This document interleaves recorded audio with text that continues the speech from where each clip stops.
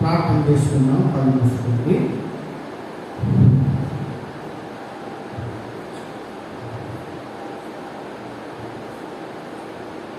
ఈ భయంకరమైనటువంటి దుర్దినాలలో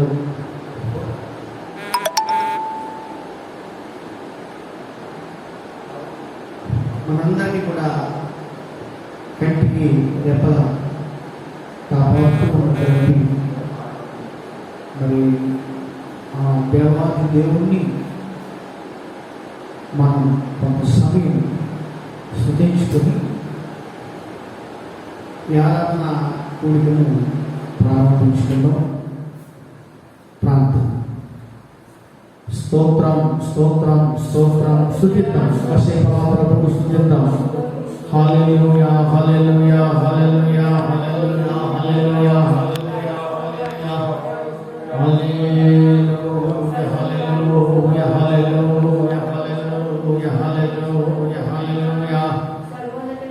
మహోన్నతుడానికి స్తోత్రం స్తోత్రం స్తోత్రం స్తోత్రం స్తోత్రం స్తోత్రం స్తోత్రం స్తోత్రం. సర్వశక్తి కలిగిన వాడానికి స్తోత్రాలు, సర్వకృపానికి నీకు స్తోత్రాలు, మంచి దేవా నీకు స్తోత్రాలు, నమ్మదగిన దేవా నీకు స్తోత్రాలు, అద్భుత ఆశ్చర్య కార్యాలు చేస్తూ ఉన్నవాడా నీకు స్తోత్రాలు, మహత్కార్యాలు చేస్తూ ఉన్నటువంటి మహాదేవా నీకు స్తోత్రాలు, నిన్న నేడు నిరంతరం ఏకరీతిగా ఉన్నవాడా నీకు స్తోత్రాలు, ఆకాశ మహాకాశంలో నివసిస్తున్నటువంటి దేవా నీకు వందనాలు. ఇలా చూసిన అలా మాయమైపోతున్నటువంటి భయంకరమైన దుర్దినాలలో కంటికి రెప్పల మమ్మల్ని కాపాడుతూ ఉన్నటువంటి దేవుడా నీకు వందనాలు. మరణ పక్కల మీద నుండి మమ్మల్ని లేపుతున్నటువంటి దేవుడా నీకు స్తోత్రాలు స్తోత్రాలు స్తోత్రాలు.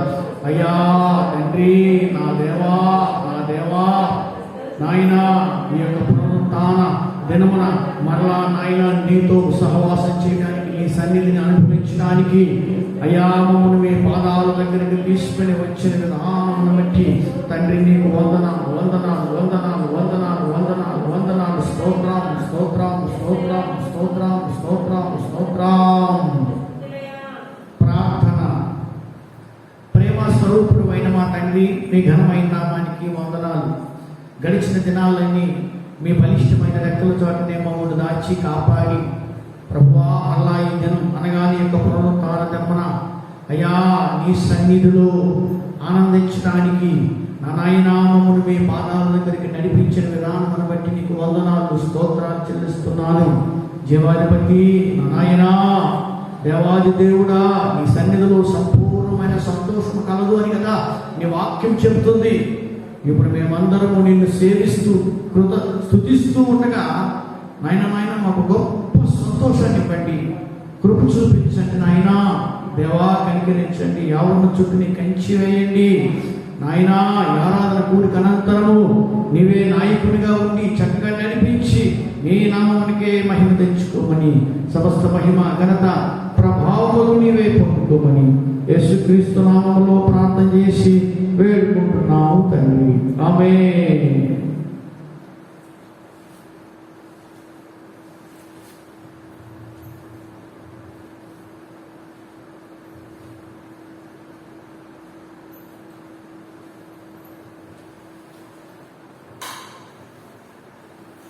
స్తోత్రం. హల్లెలూయా హల్లెలూయా. దేవునికి స్తోత్రం.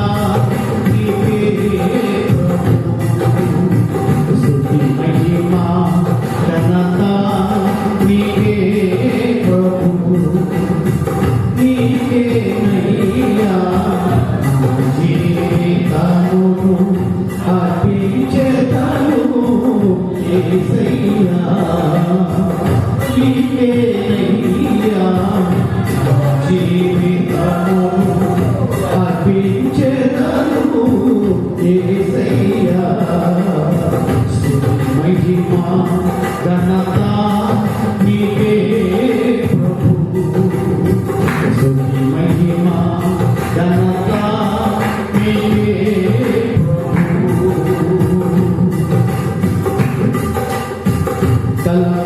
కలవరపడినప్పుడు నన్ను నీవు నీ మాటలతో ధైర్యపరచితివి కలవరపడినప్పుడు నన్ను నీవు నీ మాటలతో ధైర్యపరచితివి నా ఎడల నీవు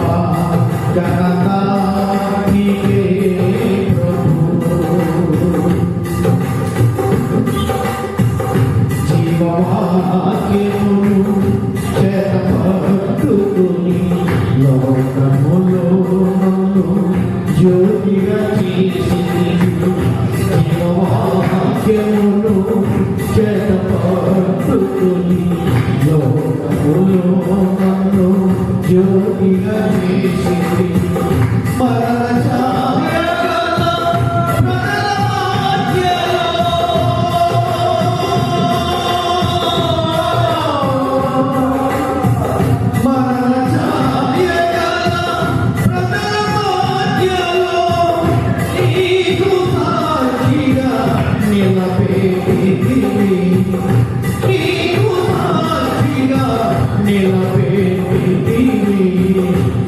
మహిమా ఘనత నీకే ప్రభు మహిమా ఘనత నీకే ప్రభు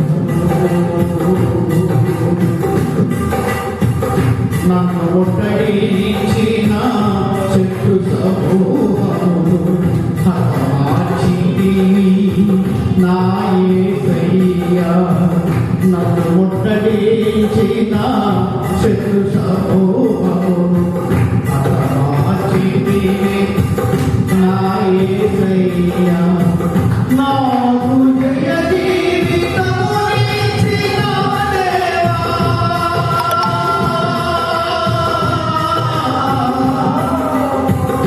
నాకు జయ జీవితము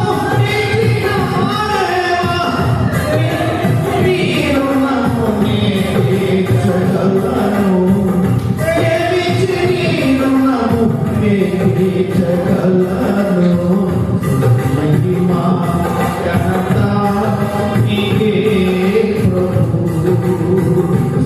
మహిమా ఘనత నీకే ప్రభు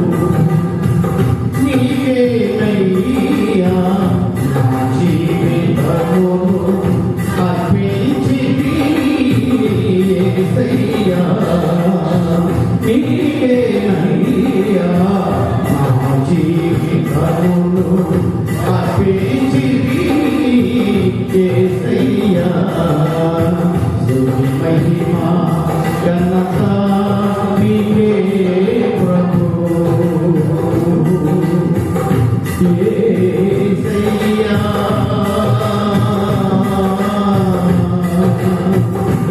యేసయ్యా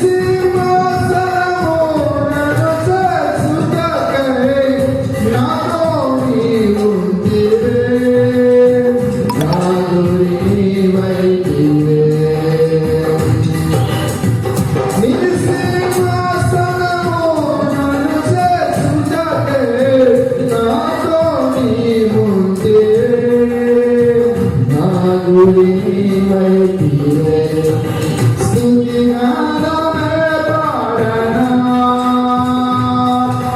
జయ గీతమే పాడనా స్తుతి గానమే పాడనా జయ గీతమే పాడనా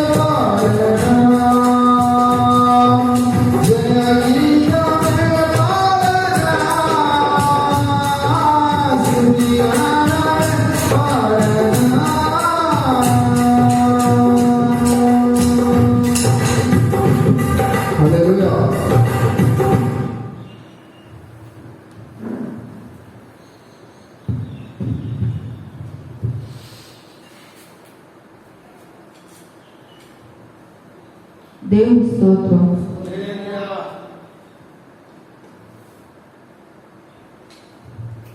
నీకంటే విలువైనది ఇక పరములలో ఏది లేదని నాకు చెప్పావు. నీకంటే విలువైనది ఇక పరములలో ఏది లేదని నాకు తెలిపావు.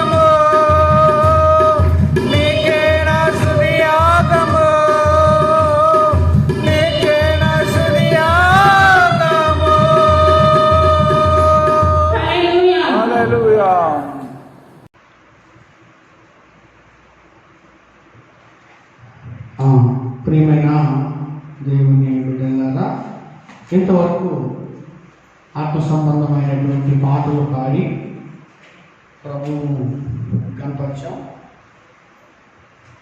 అలాగే కొంత సమయం మరి మనం నిల్చొని మన ప్రభువును స్తుతిద్దాం, ఆరాధన చేసుకుందాం. ఆయన మనల్ని తన కోసమే బ్రతికిస్తున్నాడు. ఆయన ఆరాధించడానికి, ఆయన్ని కనపరచడానికి ఆయన మనల్ని బ్రతికించి నిలబెడుతున్నాడు. కాబట్టి మన పూర్ణ హృదయాలతో, మన పూర్ణ ఆత్మలతో, మన పూర్ణ మనస్సులతో ఆయన స్తుతిద్దాం, ఆయనకి మహిమ చెల్లిద్దాం, ఆరాధన చేసుకుందాం. ఆరాధన చేద్దాం. అందరూ కళ్ళు మూసుకోండి, ఆరాధన చేద్దాం. అలాగే చేతులు పైకెత్తి ప్రభువును స్తుతించండి. స్తోత్రం, స్తోత్రం, స్తోత్రం, స్తోత్రం. హల్లెలూయా, హల్లెలూయా, హల్లెలూయా, హల్లెలూయా, హల్లెలూయా.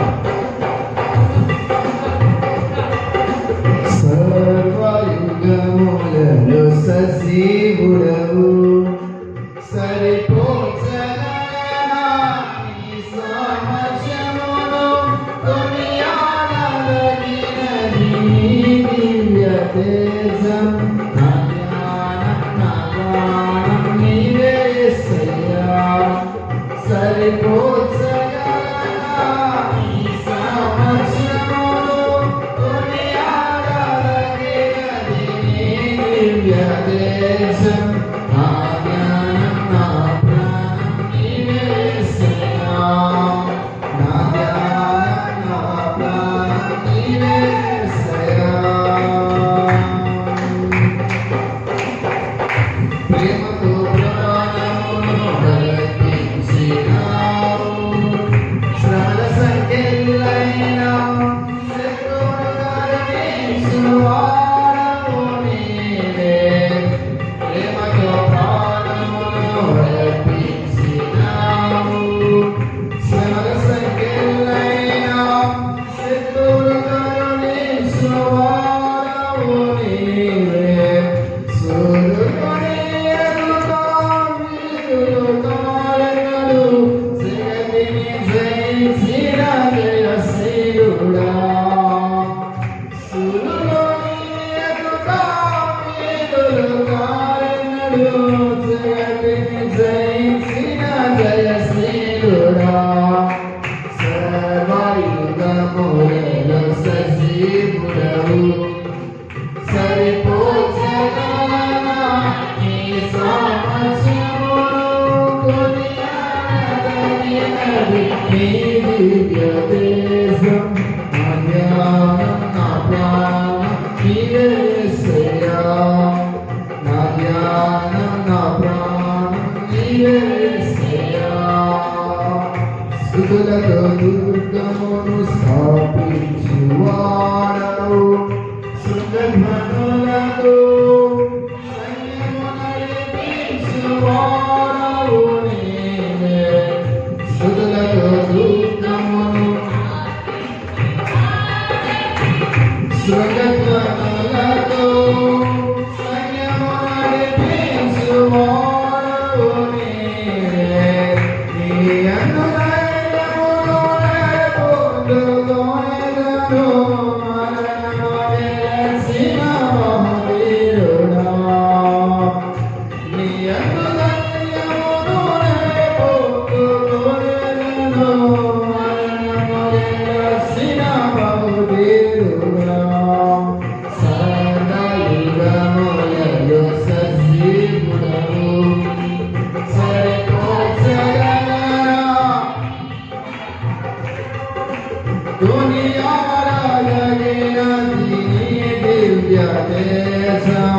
నా జ్ఞానం, నా ప్రాణం నీవే యేసయ్యా, సరిపోల్చగలనా నీ సామర్థ్యమును, కొనియాడదగినది నీ దివ్య తేజం.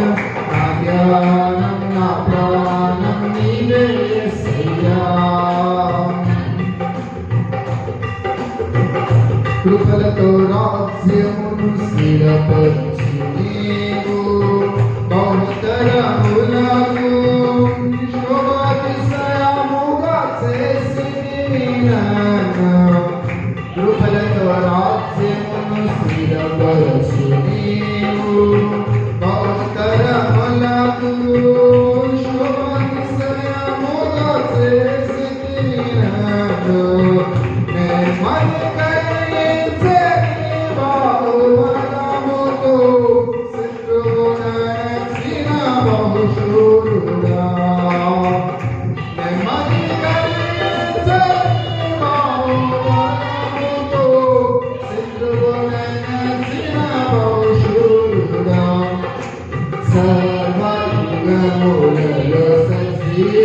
ప్రభు సరిపోచగలనా నీ సామర్థ్యమును కొనియాడదగినది దివ్య తేజం నా ధ్యానం నా ప్రాణం నీవే యేసయ్యా సరిపోచగలనా నీ సామర్థ్యమును కొనియాడదగినది నీ దివ్య తేజం నా ధ్యానం నా ప్రాణం నీవే యేసయ్యా నా ధ్యానం నా ప్రాణం నీవే యేసయ్యా నీవే యేసయ్యా నీవే యేసయ్యా రావాలేసయ్యా నువ్వు రావాలేసయ్యా నీవే యేసయ్యా నీవే యేసయ్యా రావాలేసయ్యా రావాలేసయ్యా యేసయ్యా నీవే నాకు ఆధారము నీ కృపయే నన్ను బలపరచే నిరంతరము యేసయ్యా నీవే నాకు ఆధారము నీ కృపయే నన్ను బలపరచే నిరంతరము నా నిరీక్షణ నన్ను ఎడబాయని దైవమా నా నిరీక్షణ నన్ను ఎడబాయని దైవమా యేసయ్యా నీవే నాకు ఆధారము నీ కృపయే నన్ను బలపరచే నిరంతరము యేసయ్యా నీవే నాకు ఆధారము నీ కృపయే నన్ను బలపరచే శ్రమలలో ఉన్నప్పుడెల్లా శ్రమగాతో చదువు శోధన సమయములో కృపాశక్తి ఇచ్చావు శ్రమలలో ఉన్నప్పుడెల్లా శ్రమగాతో చదువు శోధన సమయములో కృపాశక్తిని ఇచ్చావు నిన్నే అమరగను యేసయ్యా నిన్నే అమరగను యేసయ్యా నా జీవితాను ఆరాధింతును నా జీవితాను ఆరాధింతును యేసయ్యా నీవే నాకు ఆధారము నీ కృపయే నన్ను బలపరచే నిరంతరము యేసయ్యా నీవే నాకు ఆధారము నీ కృపయే నన్ను బలపరచే నిరంతరము నా నిరీక్షణ ఆధారమా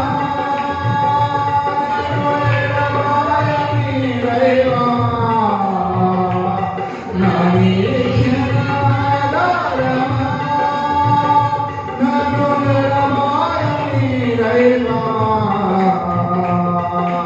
యేసయ్యా నీవే నాకు ఆధారము నీ కృపయే నన్ను బలపరచే నిరంతరము యేసయ్యా నీవే నాకు ఆధారము నీ కృపయే నన్ను బలపరచే నిరంతరము నీవే యేసయ్యా నీవే యేసయ్యా రావాలేసయ్యా రావాలేసయ్యా నీవే యేసయ్యా నీవే యేసయ్యా రావాలేసయ్యా రావాలేసయ్యా నీవే యేసయ్యా నీవే యేసయ్యా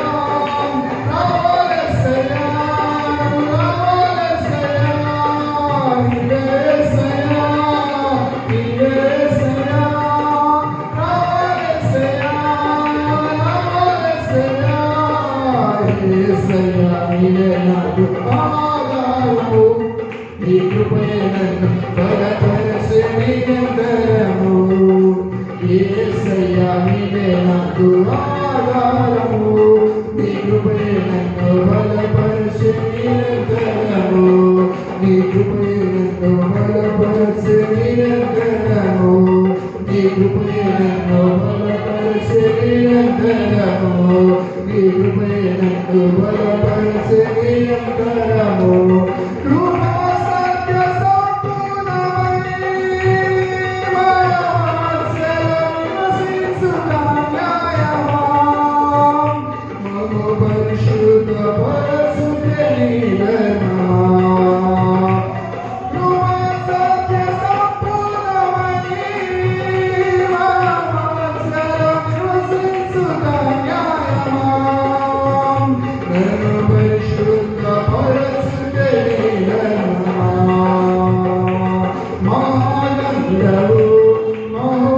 మహోన్నతుడవు పరిశుద్ధ స్థలములోనే నివసించువాడవు మహాగణుడవు మహోన్నతుడవు పరిశుద్ధ స్థలములోనే నివసించువాడవు కృపా సత్య సంపూర్ణమై మహోన్నతుడవు నివసించువాడవు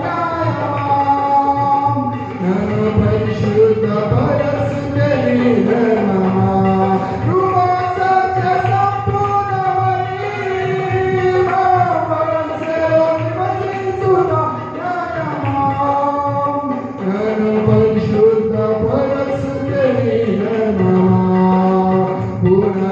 పునరుద్ధానుడనివే నాలపనానికి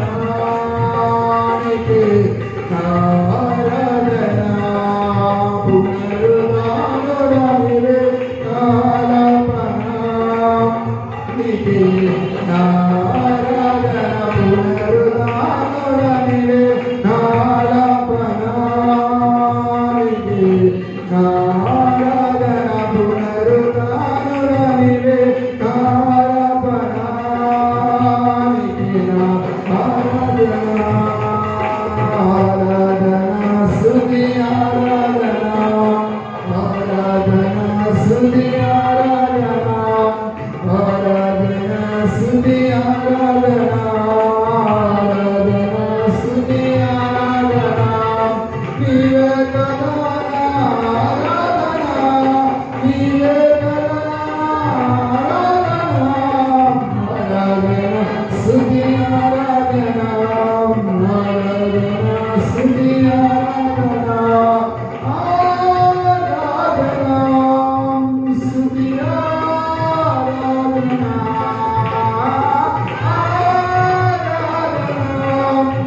స్తుతి ఆరాధన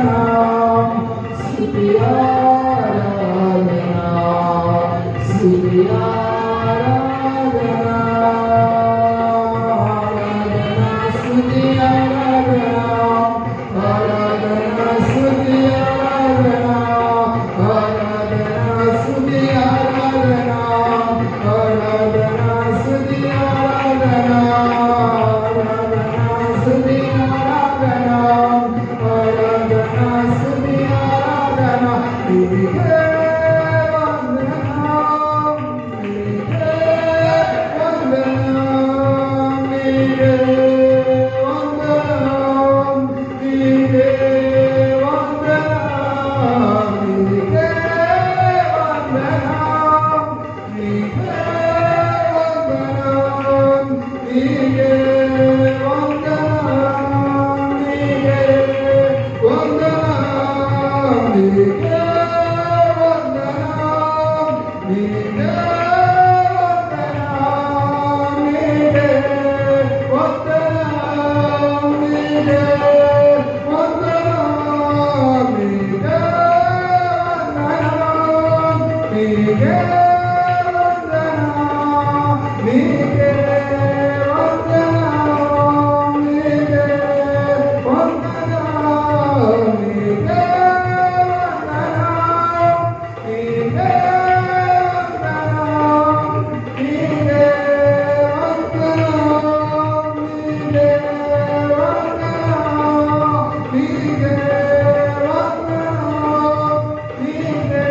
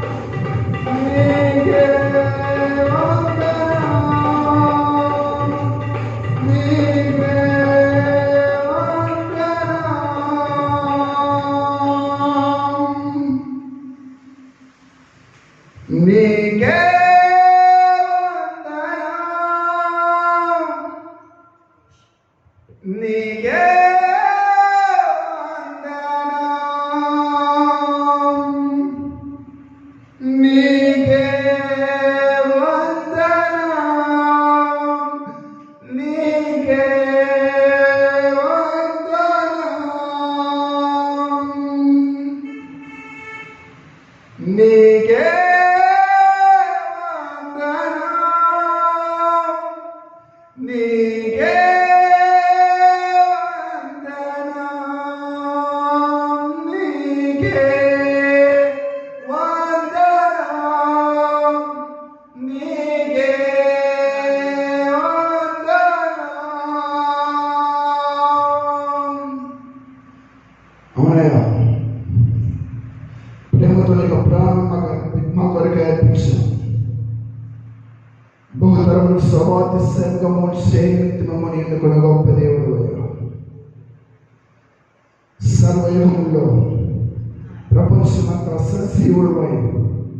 సజీవుడుగా కీర్తించబడుతున్న గొప్ప దేవుడు అయ్యాను. నీకు కృప వల్ల, నీ యొక్క కనికరము వల్ల, నీకు వాత్సల్యత వల్ల అనుదినము మమ్మల్ని ప్రేమించి మమ్మల్ని కాపాడి మమ్మల్ని రక్షించున్న గొప్ప దేవుడు రాజా. ఏమి ఇచ్చినా నీ రుణం ఏమి తీర్చలేమయ్యా.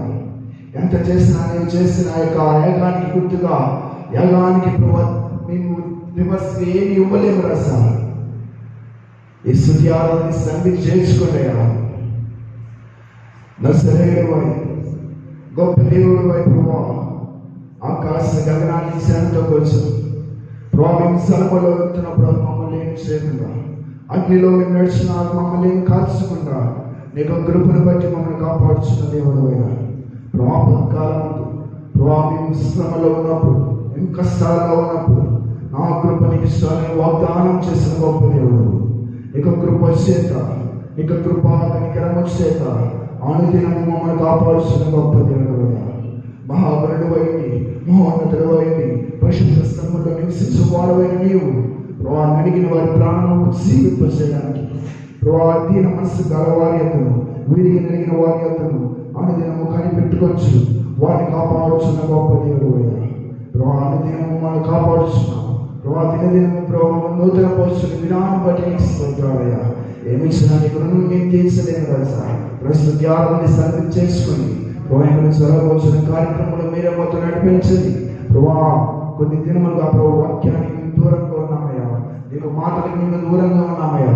మీరే మాటలు మాట్లాడండి ప్రభా, నీ ప్రజలతో నీవే మాట్లాడండి ప్రభా. ఆలకిస్తున్న ప్రతి ఒక్క హృదయాల్లో మంటను పుట్టించండి ప్రభా. నీ మందిరం మీద ఆసక్తిని కలిగించండి ప్రభా. నీ యొక్క ప్రార్థన ఆసక్తిని కలిగించండి ప్రభా. సమాజంగా కూడుకుంటూ ఆసక్తిని కలిగించండి, ప్రేరేపణ కలిగించండి ప్రభా. మీరు మాతో మాట్లాడండి, మాట్లాడిన ప్రతి మాట ప్రభా మా యొక్క హృదయం మీద రాసుకుని ప్రభా వాటిని అనుసరించి నడుచుకునే కృప వాక్యం అనుగ్రహించండి రాజా.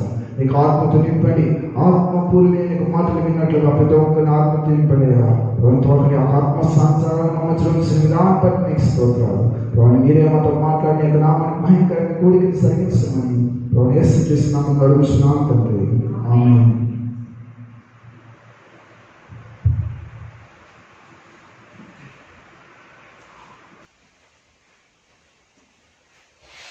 మన సంఘంలో ఎవరికి కూడా ప్రాణహాని కలగకుండా దేవుడు మనల్ని నిలబెట్టాడు. కొందరికి వచ్చింది కరోనా, వచ్చినప్పటికీ కూడా దాని యొక్క ప్రభావం ప్రాణం మీదకి రాకుండా అవునా నిలబెట్టాడు.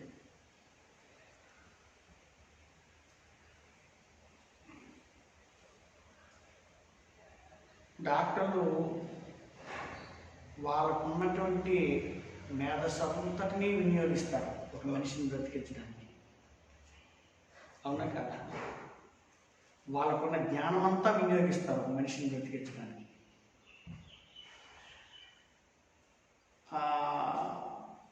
అలాగే కొంత మెడిసిన్ కూడా ఉంది, లేదని నేను అనలేను. కొంత మెడిసిన్ కూడా ఉంది. అంటే ఇప్పుడు ఈ వ్యాధిని కాదు, అన్ని రకాల వ్యాధులకి ఈ వ్యాధికి ఇంకా మెడిసిన్ రాలేదనుకోండి, కదంటే రోగ నిరోధక శక్తిని పెంచడానికే ఈ మందులన్నీ, కానీ వాస్తవంగా దీనికి మందు రాలేదు. రోగ నిరోధక శక్తి పెరుగుతుంటే ఆటోమేటిక్గా కొంతమందికి నయం అయిపోతుంది. దీని సంగతి పక్కన పెట్టండి. ఇంకా మరికొన్ని వ్యాధులకి మందులు ఉన్నాయి. డాక్టర్లు కూడా మరి వాళ్ళకున్న జ్ఞానం అంతా వినియోగిస్తున్నారు. అయితే ఎన్ని మెడిసిన్ ఉన్నా, ఎంత మెడిసిన్ ఉన్నా,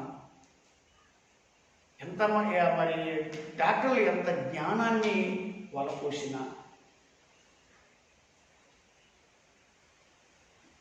ప్రాణాన్ని మాత్రం ఎవరు నిలబెట్టలేరు. ప్రాణాన్ని నిలబెట్టలేరు. డాక్టర్లు ఒక మనిషి ప్రాణాన్ని, పోవలసిన ప్రాణాన్ని నిలబెట్టలేరు. మా అర్థమవుతున్న విషయాలు, ఒక మనిషి ప్రాణాన్ని నిలబెట్టలేరు. ఆ జబ్బుని తగ్గుముఖం పట్టించి వీలైనంత మట్టుకు బతికించడానికి ప్రయత్నాలు చేస్తారు, కానీ ప్రాణాన్ని మాత్రం నిలబెట్టడం ఎవరి తరం కాదు. ఇది వాస్తవం అన్నమాట. ఇది వాస్తవం, ఇది నిజం.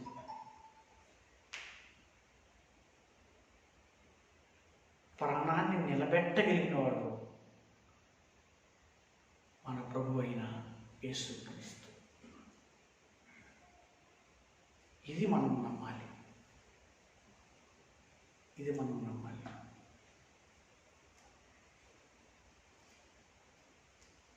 ఎందుకంటే బైబిల్లో క్లియర్గా ఉంది, మరణము తప్పించుట యెహోవా వశం. ఆ మరణాన్ని ఆయన తప్పిస్తే ఏ మందైనా పనిచేసేస్తాడు. నిజమే కదమ్మా, ఏ మందైనా పనిచేస్తాడు. ఇప్పుడు ఆయన ఎవరో ఒక ఆయన నాటు మందులు ఇస్తున్నాడు, నేటి మందు ఇస్తున్నాడు. ఆయన పేరు ఆనందయ్య ఎవరంట. చాలామందికి తగ్గిపోతుంది, చాలామంది తగ్గిపోతుంది. మరి ఆ నాటు మందులు వాడినటువంటి వాళ్ళకి తగ్గుతుంది. మామూలుగా కొంతమందికి ఈ గవర్నమెంట్ ఇచ్చినటువంటి ఈ కిట్ల ద్వారా కూడా తగ్గిపోతుంది. అమ్మ వింటున్నారా? ఈ ద్వారా కూడా తగ్గిపోతుంది. కొంతమంది మందులే వాడకుండా అలా జాగ్రత్తగా ఉండి మంచిగా ఆ వ్యాధి నిరోధక శక్తిని పెంచుకుని మంచి ఫుడ్ తినేస్తున్నారు, ఆటోమేటిక్గా బాగా అయిపోతున్నారు. నేను అంటాను, వీళ్ళందరి ప్రాణాలు దేవుడు నిలబెడుతున్నాడు. లక్షల రూపాయలు ఖర్చు పెడతాను, కోట్ల రూపాయలు ఖర్చు పెడతాను, కానీ కొంతమంది ప్రాణాలు నిలబడడం లేదు. దేవునికి మహిమ కలుగుతుంది. ఎందుకంటే ప్రాణాన్ని నిలబెట్టగలిగిన వాడు దేవుడు. ఏమమ్మా అర్థమవుతున్నాయా? ప్రాణాన్ని నిలబెట్టగలిగిన వాడు దేవుడు. ఈరోజు నువ్వు నేను గ్రహించాల్సింది ఏంటంటే, మన ప్రాణాలను దేవుడు నిలబెడుతున్నాడు. మన ప్రాణాలను దేవుడు నిలబెడుతున్నాడు. ప్రాణాలను నిలబెట్టినటువంటి దేవుణ్ణి మనం స్తుతించాలి. ఆ దేవుని కోసం మనం బ్రతకాలి. ఆ దేవుని పట్ల సరైనటువంటి కృతజ్ఞత కలిగి ఉండాలి. అది మనం తెలుసుకోవలసినటువంటి ప్రాముఖ్యమైనటువంటి విషయం. దేవునికి మహిమ కలుగును గాక. హల్లెలూయా, హల్లెలూయా.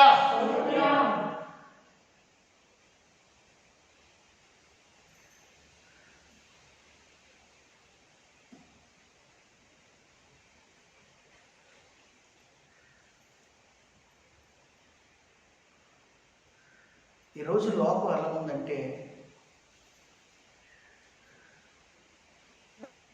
చాలా భయంకరంగా ఉంది. చాలా భయంకరంగా ఉంది.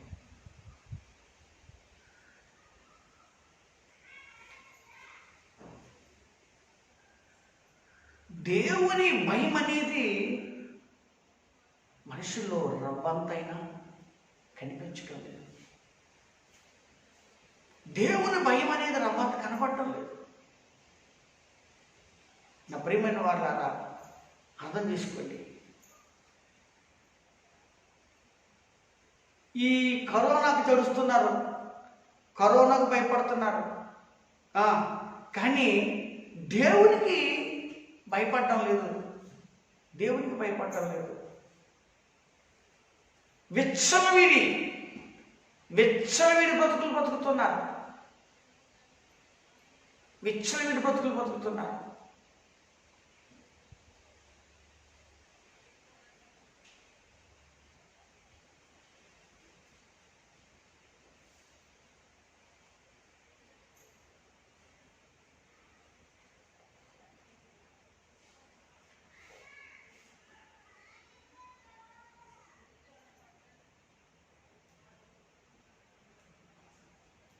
వాళ్ళకు ఉన్నటువంటి జ్ఞానం, వాళ్ళకు ఉన్నటువంటి తెలివి, వాళ్ళకు ఉన్నటువంటి మరి బలం, వాళ్ళకు ఉన్నటువంటి డబ్బు, ఇవన్నీ ఏం చేస్తున్నాయంటే మా దేవునికి భయపడకుండా, దేవునికి లోపడకుండా, దేవునికి సన్నిధికి రాకుండా ఆటంకపరుస్తున్నాయి.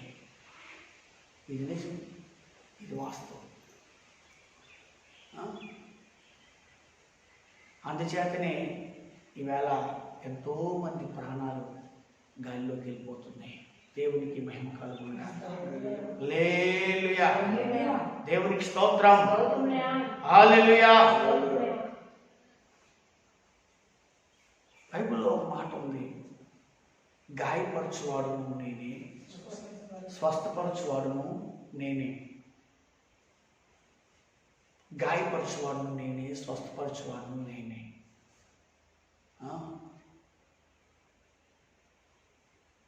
ఈ తెగులు పలానా మూలంగా వచ్చింది, పలానా మూలంగా వచ్చింది, పలానా మూలంగా వచ్చిందని ఇప్పటికీ చెప్పుకుంటున్నారు కొందరు. కానీ ఏది కరెక్ట్ కాదు. అంటే అలాగే అంచనా ప్రకారంగా చెప్పుకొస్తున్నారు. పలాని కారణాన్ని బట్టి ఇది వచ్చింది, లేకపోతే ఆ చైనా వాళ్ళు తయారు చేసి పంపించారని చెప్పేసి అప్పుడప్పుడు అన్నారు. తర్వాత మళ్ళా ఇంకా కొంతమంది ఇంకో రకంగా చెప్పారు. ఇప్పటికి కూడా సరైన కారణం అంటూ లేదు, సరైన కారణం లేదు. పలానా మూలంగా ఇది వచ్చింది, పలానా మూలంగా ఇది వచ్చింది అని ఏ సైంటిస్ట్ కూడా చెప్పలేకపోతున్నాడు. దేవునికి మహిమ కలుగును. హల్లెలూయా. దేవునికి స్తోత్రం. హల్లెలూయా.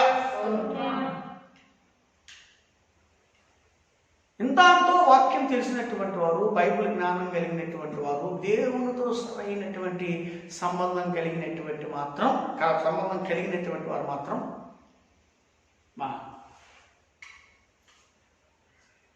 ఈ తెగులు దేవుని మూలంగానే వచ్చిందన్న విషయాన్ని గ్రహిస్తారు. దేవునికి మహిమ కలుగును గాక. హల్లెలూయా. ఎందుకంటే అందుకు తగినటువంటి ఆధారాలు బైబిల్లో ఉన్నాయి.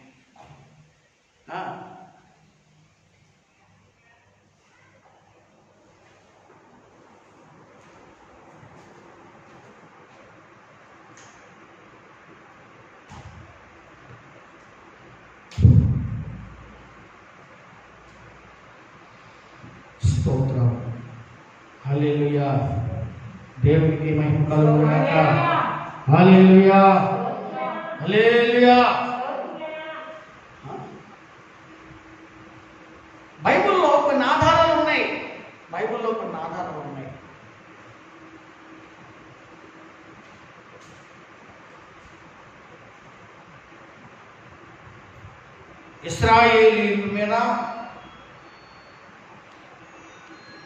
ఇశ్రాయేలీయుల మీద దేవుని యొక్క కోపం దిగి వచ్చినప్పుడు, ప్రియమైన వారులారా, బైబిల్లో మనం చూస్తాం కొన్ని తెగుళ్ళు వారి మీదకి పంపించాడు. అవునా? దేవుడే పంపించాడు ఆ తెగుళ్ళు దేవుడే పంపించాడు.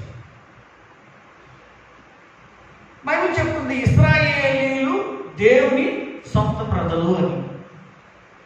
బైబిల్ చెప్తుంది ఇశ్రాయేలీయులు దేవుని చేత ఏర్పరచబడినటువంటి ప్రజలు అని. మరి ఇశ్రాయేలీయులు తప్పు చేసినప్పుడు, పాపం చేసినప్పుడు దేవుడికి కోపం వస్తే, ఈవేళ దేవుడిని ఎరగిన ప్రజలు ఎంతమంది ఉన్నారు ప్రపంచంలో? ఎంతమంది ఉన్నారు?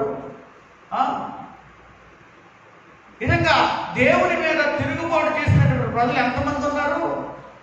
దేవుడితో పోరాడుతున్నటువంటి ప్రజలు ఎంతమంది ఉన్నారు? ఆయనకి కోపం రాదంటారా? చెప్పండి. అయితే మనలాగా తొందరపడిపోడు ఆయన కోపగించుకోవడానికి కూడా ఒక సమయాన్ని నిర్ణయించుకుంటాడు. ఆ సమయం వచ్చినంత వరకు ఆ కోపాన్ని అలా అగదగమనుకుంటాడు. ఆ సమయం వచ్చినప్పుడు ఒకసారి తన కోపాన్ని చూపిస్తాడు, అంతే. పైగా ఆయన కోపగించుకోవడంలో కూడా మరి ఒక బలమైనటువంటి కారణం ఉంటుంది. కారణం లేకుండా ఆయన కోపగించుకోడు. ఎందుకు కోపగించుకుంటాడంటే ఆయన కోపం వచ్చినప్పుడు ఏదో ఒకటి వస్తుంది ప్రజల మీదకి, ఏదో ఒక తెగులు వస్తుంది. ఎందుకు ఆ తెగులు ఎందుకు వస్తుంది అంటే ఆ తెగులు ద్వారానైనా ప్రజలు మారుమనసు పొందుతారు కదా. ఆ విధంగా కొంతమందిని రక్షించుకోవచ్చు కదా అన్నటువంటిది దేవుని యొక్క ఉద్దేశం, దేవుని మనసు. అందుచేతనే ఆయన అప్పుడప్పుడు ఇలాంటి తెగుళ్ళు ప్రపంచం మీదకి పంపిస్తున్నాడు. దేవునికి మహిమ కలుగును గాక. హల్లెలూయా, దేవునికి స్తోత్రం. ఇది వాస్తవం, ఇది వాస్తవం. మరి పంపించినటువంటి ఆ దేవుడే ఈ తెగులను కూడా పూర్తిగా నివారించగలడు. ఆయనకి ఆ పవర్ ఉంది, ఆయనకి ఆ శక్తి ఉంది.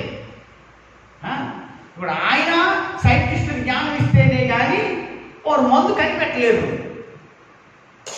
ఇప్పటికీ కూడా ప్రయాసపడుతున్నారు కానీ మెడిసిన్ కనిపెట్టలేకపోతున్నారు. ఎందుకంటే జ్ఞానం పైన రావాలా ఆ మనిషికి, ఆ ప్రజలకి, ఆ సైంటిస్టులకి ఆ ఆలోచన, ఆ జ్ఞానం అనేది దేవుడు ఇవ్వాలా, లేకపోతే అది రాదు వాళ్ళకి.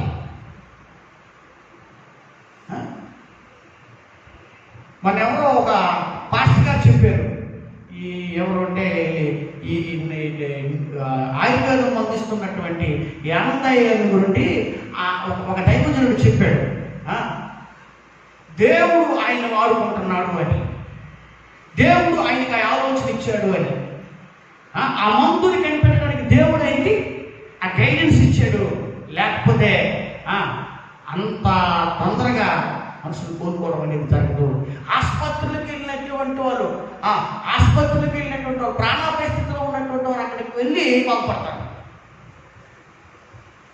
చూసారా? అంటే ఆ ఆలోచన ఎవరు ఇచ్చారు? ఆ జ్ఞానం ఎవరు ఇచ్చారు? అలాగే ప్రపంచమంతటికి సరిపడేటువంటి మెడిసిన్ కావాలంటే, సరైన మెడిసిన్ కావాలంటే, ఆ మెడిసిన్ తయారు చేయాలంటే దానికి తగినటువంటి జ్ఞానం దేవుడికి ఇవ్వాలి. దేవుడికి మహిమ కలుగును గాక. హల్లెలూయా. అంచేతండి ఈవేళ ప్రజలందరూ కూడా ఆయనకు భయపడి, ప్రజలందరూ ఆయనకు లోబడి, ఆయనకు మొరపెట్టుకుంటే ఇది ఇంతకాలం ఉండదు.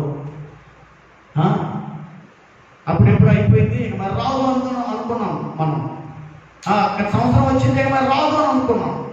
అలా 2వ సంవత్సరం. ఇప్పటికైనా సరే ప్రజలు కళ్ళు తెరిచి కాస్త ఆలోచించి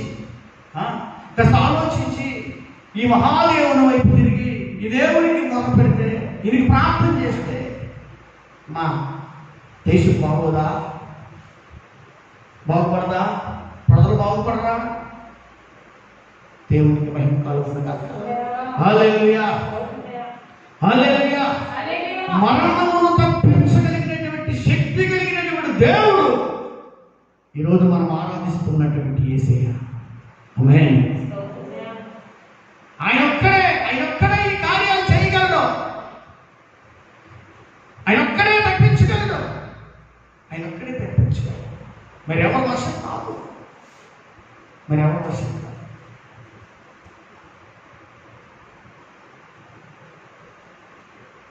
ఇశ్రాయేలీయునికి దేవునికి ఆ మధ్య నిలబడి చేస్తే ఇశ్రాయేలుకు వచ్చినటువంటి తెగులు ఆమె నిజమమ్మా. ప్రార్థన ద్వారా పని జరిగింది. ప్రార్థన చేస్తే పని జరుగుతుంది. అటాలు కూడా ఇటాలు కూడా ఇటాలు కూడా అటాలు కూడా అంటున్నారు. తలక్క తిరుగుతున్నారు అంటున్నారు కానీ తిరుగుతున్నారు. ఎక్కడికి వెళ్ళడం మానడం లేదు. దేవుని మందిరానికి వెళ్ళడానికే ఆలోచిస్తారు. చూసారు ఇది ఎంత గౌరవం, ఇది ఎంత గౌరవం ఒకసారి ఆలోచిస్తున్నారు.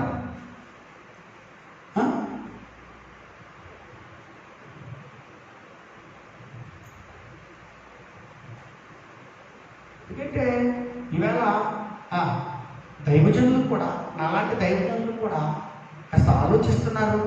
ప్రభుత్వం నియమించినటువంటి ఆ నియమాలకు కూడా లోపడుతున్నారు. నేను కూడా లోపడుతున్నాను. మరీ మనం గుంపుకూడదు, అది మనకు నష్టం, మంచిది కాదు. ఎందుకంటే ఇది ఒక మనిషి నుంచి ఒక మనిషికి స్ప్రెడ్ అవుతుంది కాబట్టి ఇది అలాగా కలిసిమెలిసి ఉండకూడదు, దగ్గర ఉండకూడదు అన్నటువంటి విషయం ఈరోజు అందరికీ తెలిసిన విషయమే. దీన్ని అందరూ ఫాలో అవుతాను, కాదనడం లేదు, అదనడం లేదు. అంచేతనే ఎక్కువ మంది కొనుక్కోకుండా కనీసం 10 మందో 20 మందో 30 మందో అలా కాస్త కొంచెం అలాగే అడంగడంగా ఉంటుంది. వాస్తులు పెట్టుకుని కలిసి ప్రార్థన చేస్తే, దేవుని స్తుతిస్తే, అమ్మా ఒకసారి ఆలోచించండి. దేవుని కనికరం ప్రజల మీద రావాలి. సరేనండి, లోకస్తులకి దేవుని గురించి తెలియదు, అదో పక్కన పెడదాం. ఇప్పుడు వాళ్ళు దేవునికి మొదలు పెట్టాలంటే పెట్టరు. వాళ్ళకి నిజమైన దేవుడు ఎవరో తెలియదు. వాళ్ళ దైవాలు వాళ్ళకు ఉన్నాయి. వాళ్ళ దైవాలకు వాళ్ళు మొరపెట్టుకుంటున్నారు. వాళ్ళు మొరపెట్టుకున్నా, వాళ్ళు ఎన్ని ప్రయత్నాలు చేసినా ఆ దేవతలు ఈ తెగులని ఆపలేరు. ఎవరి ప్రాణాన్ని కూడా వాళ్ళు రక్షించలేరు. అది తరం కాదు. ఆ ఒక్క పని చేసింది మన దేవుడే. ఆయనే చేయగలడు. ఇప్పుడు వాళ్ళు దేవుడి దగ్గర తిరగాలంటే తిరగరు, వాళ్ళు ప్రార్థన చేయమంటే చేయరు, వాళ్ళు దేవుడికి లోపడాలంటే లోపడరు. అయితే లోపడేవాడు ఎవరు, ఆయన ప్రార్థన చేసేవాడు ఎవరు అంటే యేసు క్రీస్తు రక్తం చేత కనబడినోడు. మరి ఇవాళ మనం కూడా అలాగే ఆలోచించి దేవునికి ప్రార్థన చేయడం మానేస్తే, కొన్ని మందిరానికి వెళ్ళడం లేదు, ఇంట్లో ఉంటేనే ప్రార్థన చేస్తున్నావా? అది లేదు, నేను గమనిస్తున్నాను. ఇంట్లో ఉంటేనే సరే దేవుడికి మొరపెడుతున్నారా? అది లేదు. అయ్యో ఈ తెగులు ఆపగలిగిన శక్తి మన దేవుడికి ఉంది, రెండరా మనం అందరం కూడా కుటుంబం అంతా కలిసి ప్రార్థన చేద్దాం అన్నట్టుగా ఆలోచిస్తున్నారా? అది లేదు. కుటుంబాలను చేసుకుంటున్నారా? అది లేదు.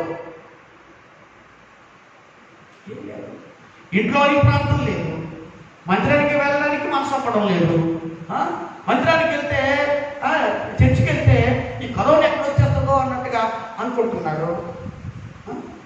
కానీ ఎక్కడికి పడితే అక్కడికే పారిపోతున్నారు. ఆ రణస్థలంలో ఎంత అంత జనం అండి. అక్కడ కొట్టుకు వెళ్తే, మా కిరాణి కొట్టుకు వెళ్తే విపరీతమైనటువంటి జనం. అంతవరకు నేను వెళ్ళలేదు. మనం మా విషయాలు నేను ఒక్క కిరాణి కొట్టుకు వెళ్తే నాకు మనస్సాక్షి వేధించింది. ఎందుకు వచ్చారు బాబు అన్నట్టుగా అనిపించింది నాకు. ఎందుకంటే పళ్ళు వేసాం కదా, భయం, నాకు కూడా భయం వచ్చేసింది. ఎంత ఇంటికి వెళ్ళిపోవడం అన్నట్టుగా నాకు అనిపించింది. నాకు కిరాణి కొట్టులో అంత జనం ఉన్నారు. పక్కకు వస్తుందని కూడా చూడలేదు. అలాంటి చోట్లకి వెళ్ళడానికి ఎవరు భయపడడం లేదు. అందరితో కలిసిపోతున్నారు, అందరితో తిరుగుతున్నారు. రే మన పాస్టర్ గారు మనల్ని పిలుస్తున్నారు, పైగా అందరినీ కూడా ఆహ్వానించడం లేదు, కొంతమందిని మాత్రమే పిలుస్తున్నారు. కాస్త దూరం కొంచెం అని చెప్తున్నారు. మనం వెళ్దాం, చర్చికి వెళ్దాం. అరే ఆదివారం దేవుడి మందిరం, దేవుడి దినం, మందిరానికి వెళ్ళాలా ప్రార్థన చేసుకోవాలన్నటువంటి ఆలోచన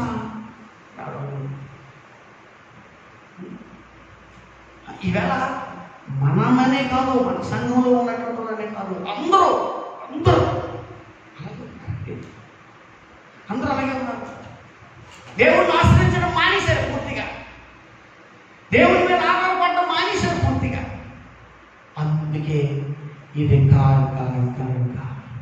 పెరిగిపోతుందండి.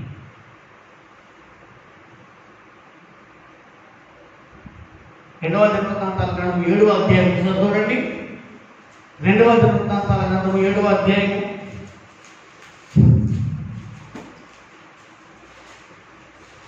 ఈ స్థలమున చేయబడి ప్రార్థన 2వ దినవృత్తాంతాల గ్రంథము 7వ అధ్యాయము 14వ వచనం.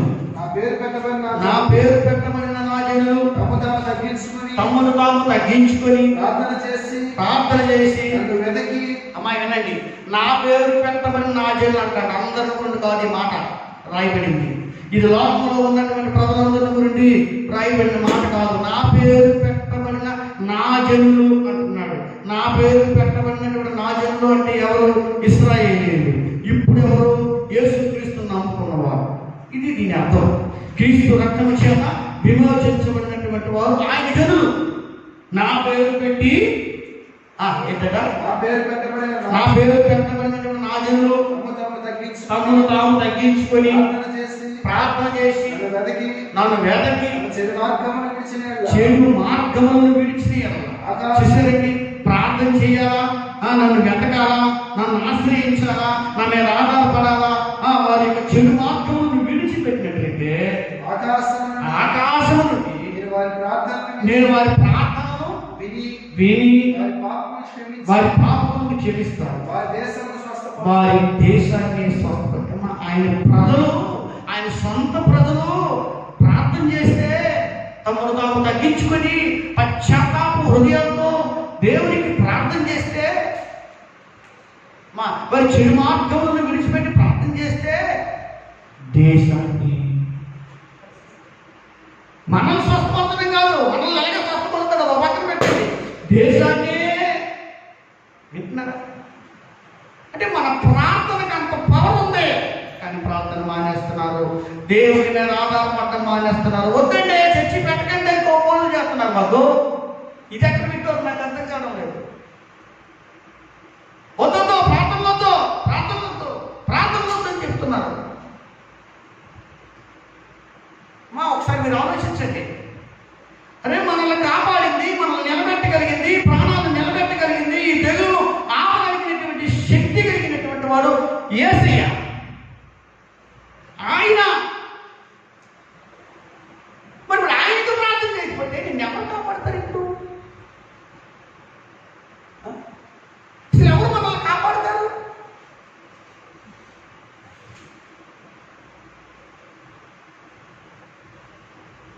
బయటికి వెళ్ళకుండా, ఒక రూపాయి ఖర్చు లేకుండా అలాగే ఇంట్లోనే ఇక్కడే దేవుడు పెట్టి, ఇక్కడే దేవుడు ఉంచి మా ఇద్దరిని పాస్టర్ గారిని నన్ను కూడా స్వస్థపరిచాడు.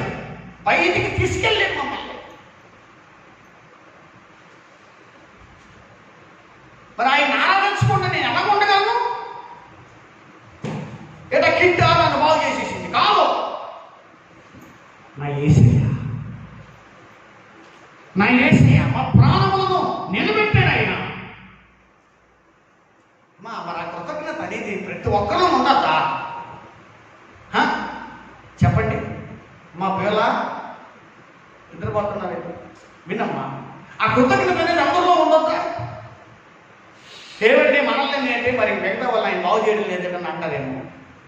ఆయన ప్రేమ కలిగిన వాడు, ఆయన కృపా కనికరం కలిగినటువంటి వాడు, ఆయన అందరినీ బాగు చేస్తున్నాడు.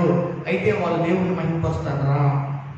బైబిల్లో రాసలేదా? కృతజ్ఞత లేని వారి ఎడలను దుష్టుల ఎడలను ఆయన ఉపకారి ఉన్నాడు. అంతే ఏం చేస్తున్నాడు, కానీ వాళ్ళు దేవుడిని మహిమపరుస్తారా? చెప్పండి. మరి ఆయన మహిమపరిచింది ఎవరు? ఆయన ఆరాధించాల్సింది ఎవరు? మనమే కదా. మరి మనం కూడా నోరు మూసుకుని వస్తుంటే ఇంకెప్పుడు ఆయన కోపం చల్లారుతుంది? అవునా? ఆయన ఎప్పుడు మనల్ని బట్టి ఆనందించగలడు?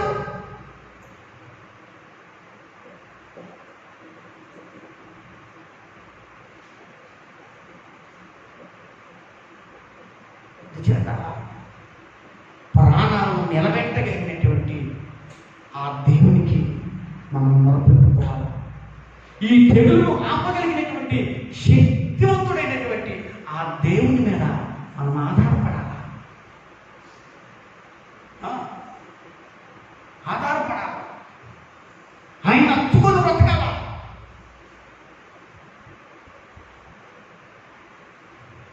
ఇది ఒక రకమైనటువంటి శ్రమ. ఇప్పుడు ఈ కరోనా అనేది ఇది ఒక రకమైనటువంటి శ్రమ. ఈ దేశం అంతటికీ వచ్చినటువంటి శ్రమ, దేశంతో ప్రపంచం అంతటికీ వచ్చినటువంటి శ్రమ. అయితే ఈ శ్రమ వల్ల మనం దేవునికి దూరం అయిపోతామా?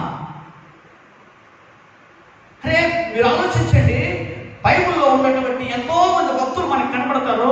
వాళ్ళకి ఎన్నో భయంకరమైనటువంటి శ్రమలు వచ్చాయి. అయినా ఆ శ్రమలు వారిని దేవుని ప్రేమ నుండి, అవునా? ఒకసారి చూడండి రోమాపత్రిక, ఒకసారి చూడండి రోమాపత్రిక 8వ అధ్యాయం 35వ వచనం చదవండి ఒకసారి. క్రీస్తు ప్రేమ నుండి మనల్ని ఎడబాపు వాడెవడు? శ్రమైన, బాధైన, హింసైన, వస్త్రహీనతైన, ఉపద్రవమైన, ఖడ్గమైన, ఇవేవైనా మనల్ని దేవుని ప్రేమ నుండి ఎడబాపగలవా? అమ్మా, ఈ శ్రమను మనల్ని దేవుని ప్రేమ నుంచి విడిపించగలవా? భయంకరమైనటువంటి శ్రమలు వచ్చే వాళ్ళకి ఆ శ్రమలు వచ్చినప్పుడు వారు దేవుడి ప్రేమ నుండి తొలగిపోయారా? కానీ ఈ రోజు నేను గ్రహించినటువంటి ప్రాముఖ్యమైన విషయం ఏంటంటే, ఇలా మన దేశంలో మొత్తం ప్రపంచంలో ఉన్నటువంటి క్రైస్తవుల్లో ఇంచుమించుగా 40% క్రైస్తవులు దేవుని ప్రేమ నుండి తొలగిపోతున్నారు. తెలుసా మీకు? దేవుని ప్రేమ నుండి తొలగిపోతున్నారు. ఎందుకంటే మందిరాలు లేవు, చర్చలకు వెళ్ళడం మానేశారు, ప్రార్థనలకు వెళ్ళడం మానేశారు, పాస్టర్ గారు మరి ప్రేమించడం మానేశారు. ఒకవేళ పాస్టర్ గారికి బాగోలేకపోయినా చూడాలన్న ఆలోచన కూడా వాళ్ళకి రావడం లేదు.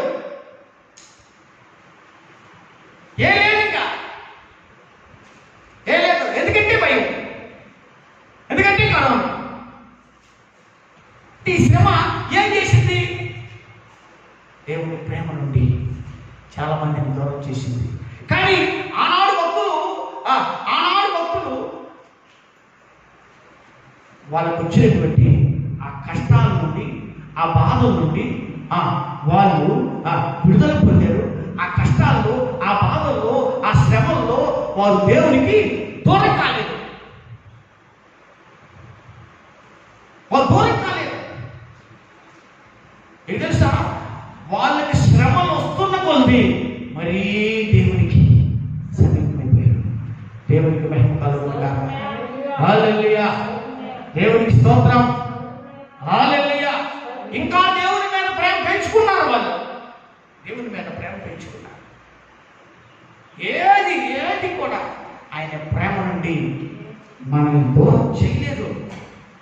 అది మనల్ని దూరం చేయలేదు. కానీ దూరం అయిపోతున్నారు ఈనాడు. అదే నాకు బాధ.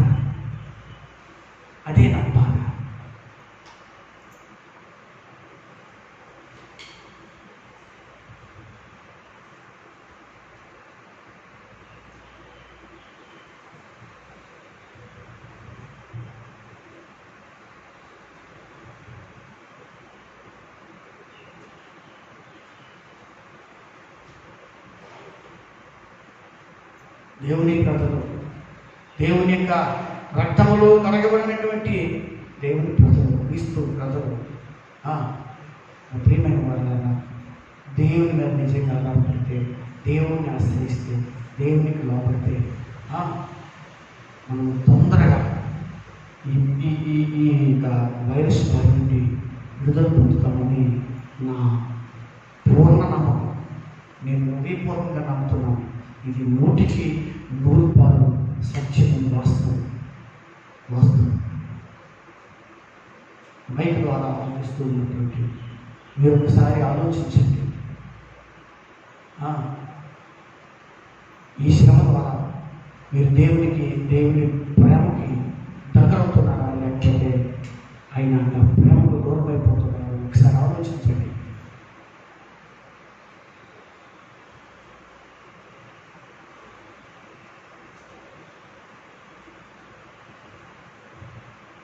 ఇదంతా అయిపోయిన తర్వాత అప్పుడు చర్చికి వెళ్దాం, ఇదంతా అయిపోయిన తర్వాత అప్పుడు దేవుడిని ప్రార్థన చేద్దాం, ఇదంతా అయిపోయిన తర్వాత అప్పుడు దేవుడి మాట విందాం అని అంటే ఇది చాలా అజ్ఞానంతో కూడిన మాట.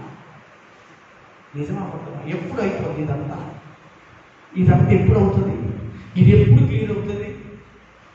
ఇదంతా క్లియర్ అయిన తర్వాత అప్పుడు దేవుడు మాట విందాం, అప్పుడు దేవుడిని ప్రేమిద్దామంటే ఇది జ్ఞానమా అజ్ఞానం కదా.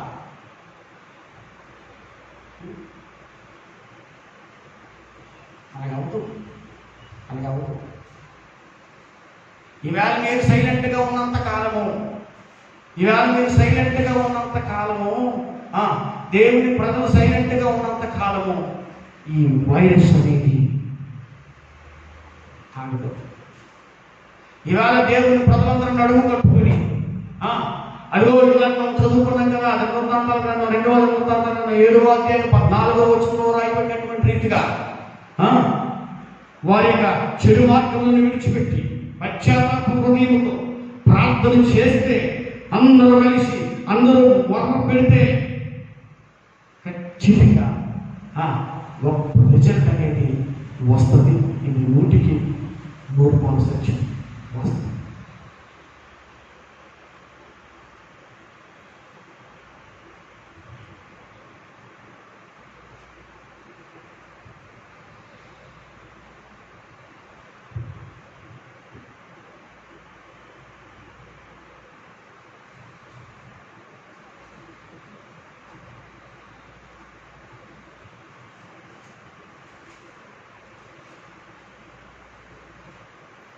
ఈ సమయంలో మీకు ఒక లేఖన భాగాన్ని చూపిస్తాను. ఇప్పుడు మనం చెప్పుకుంటున్నటువంటి ఈ మాటలకు సంబంధించినటువంటి లేఖన భాగం నేను చూపిస్తాను.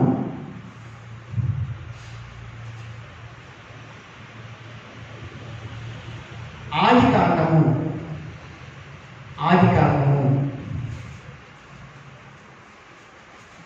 18వ అధ్యాయము చూడండి ఒకసారి.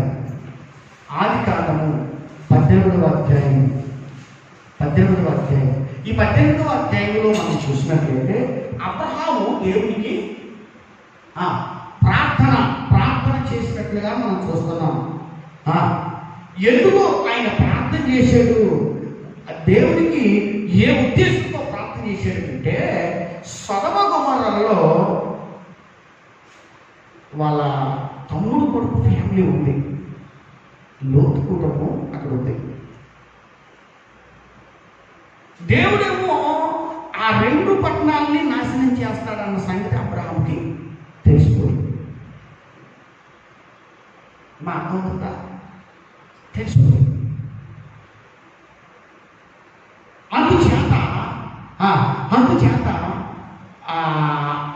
అబ్రహాము దేవుని ప్రార్థన అంటే తన కుటుంబాన్ని, తన తమ్ముడు లోతు కుటుంబాన్ని రక్షించుకుందామన్నటువంటి ఉద్దేశంతో ప్రార్థన చేసేది. ఫస్ట్ ఏమన్నాడంటే, దేవా ఒకవేళ ఆ పట్టణంలో ఎంతమంది ఫస్ట్ ఎంతమంది చెప్పాడు? ఎంతమంది అన్న చూడండి. 18వ అధ్యాయము ఎంతమంది? 50 మంది. ఫస్ట్ 50 మంది కదా, ఫస్ట్ 50 మంది అన్నాడు కదా, 50 మంది అన్నాడు. అమ్మ వినండి, 50 మంది నుండి అలాగా తగ్గిపోయింది సంఖ్య కదా. చివరికి ఎంతమందికి వచ్చాడు? 10 మంది దగ్గరికి వచ్చాడు. అమ్మ వినండి, 10 మంది దగ్గరికి వచ్చాడు. ఒకవేళ 10 మంది ఉంటే ఆ 10 మందిని పెట్టి ఆ పట్టణాన్ని రక్షిస్తావా అన్నాడు. అక్కడ ఆగిపోయాడా? ఇంకా కలిగిందా? అంతే కదా, జాగ్రత్తగా. అయితే ఇప్పుడు ఆలోచించండి,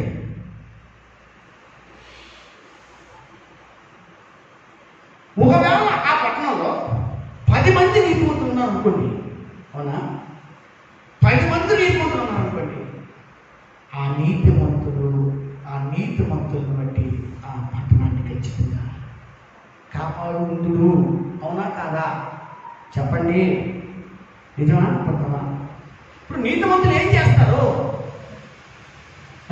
నీతిమంతులు ఏం చేస్తారు? ఒక ఆపద వచ్చిందన్న సంగతి తెలిసిందంటే కదమ్మా, ఆపద వచ్చిందన్న సంగతి తెలిసిన, ఒకవేళ ఆపదలో ఉన్నామన్న సంగతి తెలిసిన వాళ్ళు ప్రార్థన చేయకుండా ఉండలేరు కదా, దేవుని మీద ఆధారపడకుండా ఉండలేరు కదా, మొట పెట్టకుండా ఉండలేరు కదా. కానీ మరి అక్కడ 10 మంది నీతిమంతులు కూడా లేదే. 10 మంది నీతిమంతులు ఉన్నా నేను ఆ నీతిమంతులు చేసిన ప్రార్థనల ద్వారా ఆ పట్టణాన్ని కాపాడుతాను అని అన్నాడు దేవుడు. హల్లెలూయా, దేవునికి స్తోత్రం. హల్లెలూయా. ఈరోజు ఎంతో మంది క్రీస్తు రక్తము చేత విమోచించబడినటువంటి వారు ఉన్నారు, కానీ ప్రియమైన వాళ్ళారా, దేవునికి మొర్ర పెట్టి వారు కనిపించడం లేదు. నిజం, దేవునికి ప్రార్థన చేసేవారు కనపడటం లేదు. నిజంగా ఈవేళ నిజంగా ప్రార్థన చేస్తే, భారత్తో పట్టుదలతో ప్రార్థన చేస్తే, ప్రజలందరూ కూడా ప్రజలందరూ కూడా మొర్ర పెడితే, ఇలాగ నేను అదే చెప్పాను, మళ్ళీ చెప్తున్నాను, ఖచ్చితంగా దేవుడు మన దేశాన్ని కాపాడతాడు. అక్కడ 10 మంది నీతిమంతులు ఉన్నా సరే ఆ నీతిమంతులను బట్టి దేవుడు కాపాడుతున్న పట్టణాన్ని లేరు అక్కడ. అందుకే ఆ దేవుడు ఏం చేశాడంటే, నా భక్తుడు ఎలాగ ప్రార్థన చేశాడు కాబట్టి తన ప్రార్థనను బట్టి ఆ లోతు కుటుంబాన్ని రక్షించాలన్నటువంటి ఉద్దేశంతో ఆ లోతు కుటుంబాన్ని బయటికి తీసుకుని వెళ్ళిపోయాడు. ఇది జరిగిన విషయం, అవునంట. కానీ పట్టణాన్ని మాత్రం కాపాడా? కాపాడలేదు.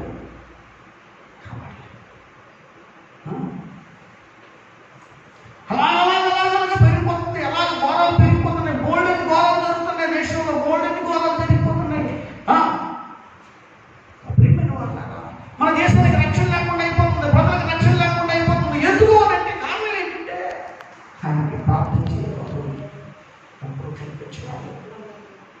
ఆయనకి మొదలుపెట్టేవారు ఎవరు కనపడటం లేదు. హెచ్కేలు గ్రంథము ఒకసారి చూడండి. హెచ్కేలు 22వ అధ్యాయం. హెచ్కేలు 22వ అధ్యాయం 22వ అధ్యాయము 30వ వచనం. నేను దేశమును పాడు చేయకున్నట్లు ప్రాకారమును దిట్టపరచుటకును బద్దలైన సందులలో నిలుచుటకును తగిన వాడెవడని నేను ఎంత విచారించినను ఒక్కడైనను కనబడలేదు. చూడండి, నేను దేశం పాడు చేయకుండా ఉండడానికి, నేను దేశాన్ని పాడు చేయకుండా ఉండడానికి ఒక్కడైనా సరే నా సన్నిధిలో నిలబడి నాకు ప్రార్థన చేయడం లేదు అని అంటున్నాడు దేవుడు. ఒక్కడైనా మంచోడు కనపడటం లేదు, ఒక్కడైనా నీతిమంతుడు కనపడటం లేదు. కొన్ని దేశాన్ని కాపాడుతామనంటే ఒకడైనా నీతిమంతుడు కనబడటం లేదు అక్కడ. అందరూ అలాగే ఉన్నారు. నిజం, ఇప్పుడు అలాగే ఉంది లోకం. అందరూ ఒకేలా ఉన్నారు. దేవుడిని ఎరిగేవారేమి, ఎరిగిన వారేమి, మరి క్రైస్తవులేమి, క్రైస్తవేతరులేమి, అందరూ ఒకే విధంగా ఉన్నారు. ఎవరు దేవుడి మీద ఆధారపడినట్లుగా కనపడటం లేదు, దేవుడిని ఆశ్రయించినట్లుగా కనపడటం లేదు. అందరూ ఒకే విధంగా ఉన్నారు. అంచేతే ప్రేమైన వాళ్ళలాగా ఈ దేవులు ఆగడం లేదు, ప్రజలు సురక్షితంగా ఉండలేకపోతున్నారు. ఇది నూటికి సాక్ష్యం. అంచేత ఇవాళ దేశాన్ని రక్షించుకోవాల్సినటువంటి బాధ్యత దేవుని ప్రజలైనటువంటి మన మీదే ఉంది. మన మీదే ఉంది. మన దేశాన్ని రక్షించుకోవాల్సిన బాధ్యత మన మీద ఉంది. రెండో విషయం ఏంటంటే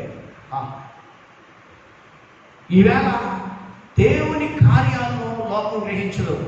ఎందుకంటే వారి కళ్ళు మూసుకుని ఉన్నాయి. బైబిల్లో అలాగే ఉంది కదా, విశ్వాసులైనటువంటి వారి మనోనేత్రములు ఈ యుగ సంబంధమైనటువంటి దేవత వారి మనోనేత్రాలకు మూడుదనం కలుగుతుంది కాబట్టి వారు గ్రహించదు. కానీ దేవుని కార్యాలను గ్రహించగలిగింది ఎవరు అంటే మనమే కదా. అవును, మనమేనా? దేవుని కలుగును గాక. హల్లెలూయా. దేవునికి స్తోత్రం. హల్లెలూయా. మరి మన కుటుంబాల్లో దేవుడు ఎన్నో కార్యాలు చేస్తున్నాడు. మన కుటుంబాల్లో దేవుడు ఎన్నో మేలు చేస్తున్నాడు. మన జీవితాల్లో ఎన్నో మేలు చేస్తున్నాడు. నిలబెడుతున్నాడు. అనేకమైనటువంటి ప్రమాదాల నుండి మనల్ని తప్పించి మనల్ని నిలబెడుతున్నాడు, కాపాడుతున్నాడు. ఆయనను మనం కళ్ళారా చూడకపోయినప్పటికీ కూడా ఆయన చేసిన కార్యాలను మనం కళ్ళారా చూడగలుగుతున్నాం. మరి అలాంటప్పుడు మనం దేవుని పట్ల ఎంత కృతజ్ఞత కలిగి బ్రతకాలి. మనం ఎంత కృతజ్ఞత కలిగి ఉండాలి. అది మనం ఆలోచించాల్సినటువంటి ప్రాముఖ్యమైన విషయం.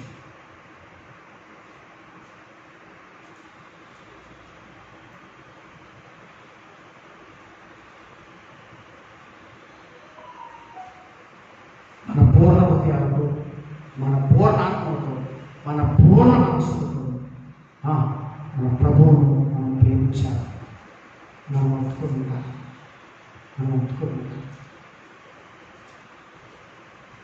క్రైస్తవులు అంత ఎలా ఉన్నా మనకు అనిపిస్తుంది. వాళ్ళు భక్తి చేస్తున్నారో లేదు, దేవుని మీద ఆధారపడుతున్నారో లేదో మనకు అనిపిస్తుంది. కానీ మనం మాత్రం ఈ భయంకరమైన దినాల్లో దేవుని మీద ఆధారపడి బతకాలి. అలాగైతేనే మనం సురక్షితంగా ఉండగలం. మన ద్వారా మన కొందరైనా రక్షించబడడానికి అవకాశం ఉంటే ఇది వాస్తవం అన్నమాట. అందుచేత నా ప్రియమైనటువంటి వాళ్ళ దేవునికి దూరమైన వారిని ప్రయత్నించకండి. దేవుని సన్నిధిని కోల్పోవడానికి ప్రయత్నించకండి. ముఖ్యంగా దేవుడు మీకు ఇచ్చినటువంటి ఆ రక్షణను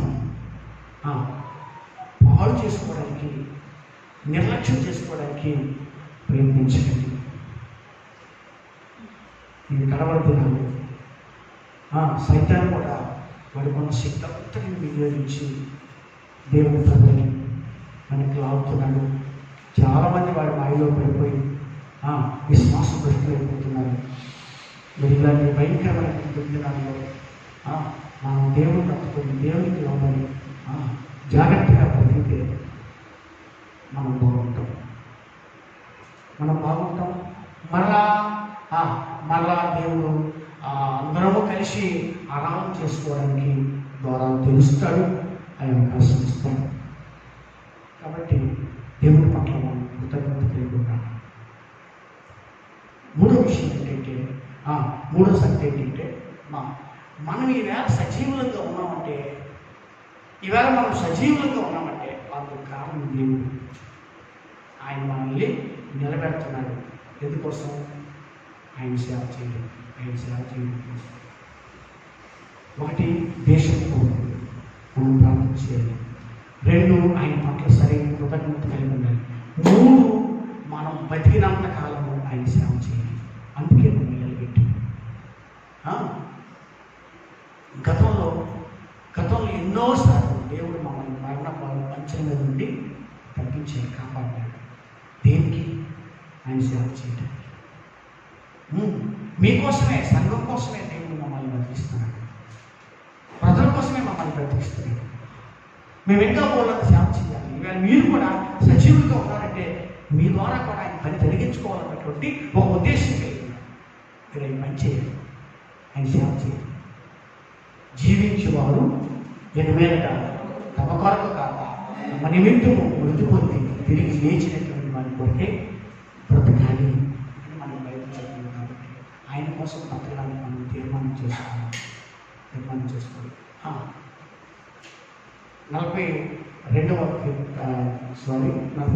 27వ కీర్తన ఒకసారి చూడండి.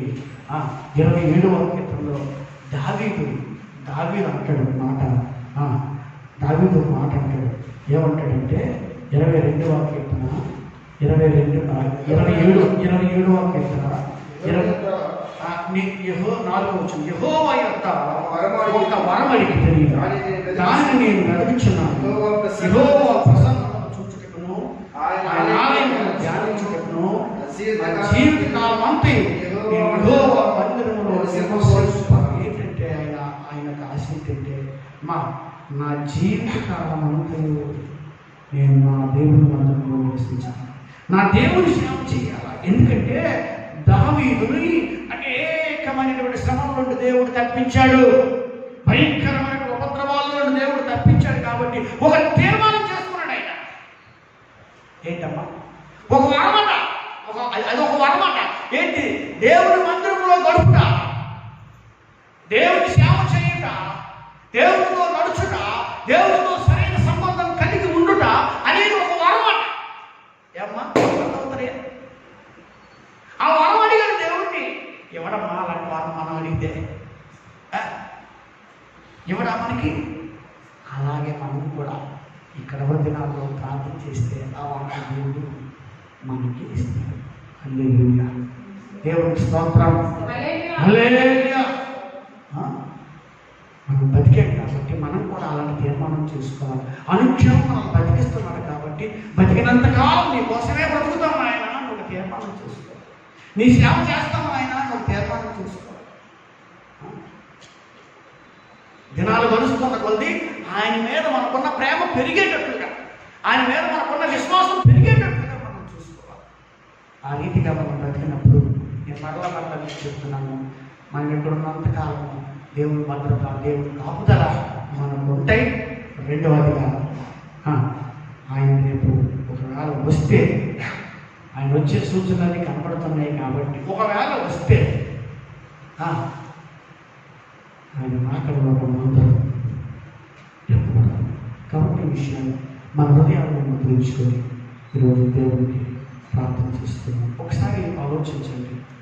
ఈ భయంకరమైన దినాల్లో మీకు దేవునికి ఏ విధమైనటువంటి సంబంధం ఉందో, ఈ కడవర దినాల్లో దేవునితో ఏ విధమైనటువంటి సంబంధం కలిగి ఉన్నారో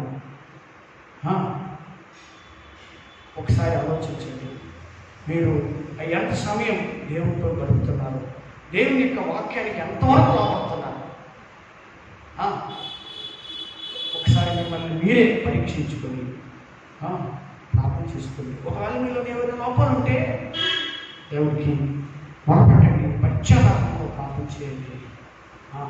దేవుడు మీ మొర ఆలకిస్తాడు, మిమ్మల్ని బలపరుస్తాడు, మిమ్మల్ని వాడుకుంటాడు. కళ్ళు మూసుకుంటాడు.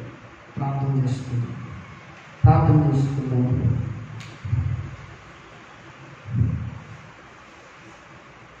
ప్రార్థన చేసుకుందాం.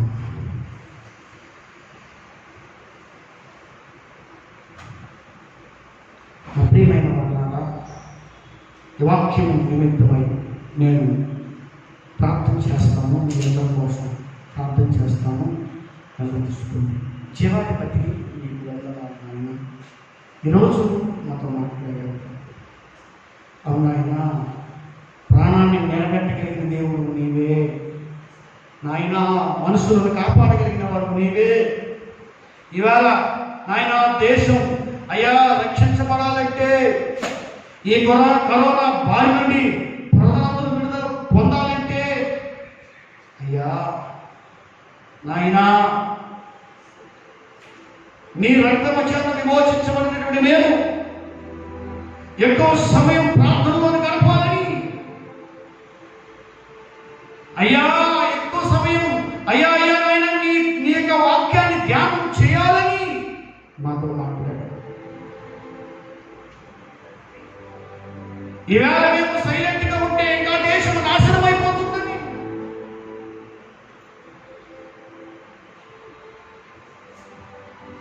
ఈవేళ ఆయన దేశం సురక్షితంగా ఉండాలంటే మేము ప్రభువా ఎక్కువగా నీతోనే ఉండాలని మాతో మాట్లాడారు. దేశం రక్షించబడాలంటే మేము ప్రార్థన చేయాలని మాట్లాడారు. మరి ఆ విధంగా తండ్రి కడవర దినాలలో అయ్యా నాయన ఎక్కువ సమయం ప్రార్థనలో గడపడానికి, అయ్యా ప్రజలందరూ కొరకై మొరపెట్టడానికి కావలసినటువంటి శక్తిని ఇవ్వండి, నీ ఆత్మతో నింపండి. అంతేకాదు ఆయన నీవు చేసినటువంటి కార్యాలను బట్టి మేము ఎల్లప్పుడూ కృతజ్ఞత కలిగి బ్రతికేటట్లుగా మీరు కృప చూపించండి. అంతేకాదు ఆయన అయ్యా అయ్యా మమ్మల్ని పదే 10 సార్లు అయ్యా మరణ పడకల మీద లేపుతున్నావు కాబట్టి, బ్రతికిస్తున్నావు కాబట్టి, సజీవంగా ఉన్నాం కాబట్టి నాయన మా జీవిత కాలం అంతయు నీ సేవ చేయడానికి, నీ సేవ చేయడానికి, నీ కోసమే బ్రతకడానికి కావలసినంత కృపనివ్వండి. ఆనాడు భక్తులకి ఎటువంటి కృప ఇచ్చాము, వాళ్ళ హృదయాల్లో ఆ విధంగా మా హృదయాల్లో నీ ప్రేమను కుమ్మరించండి నాయనా.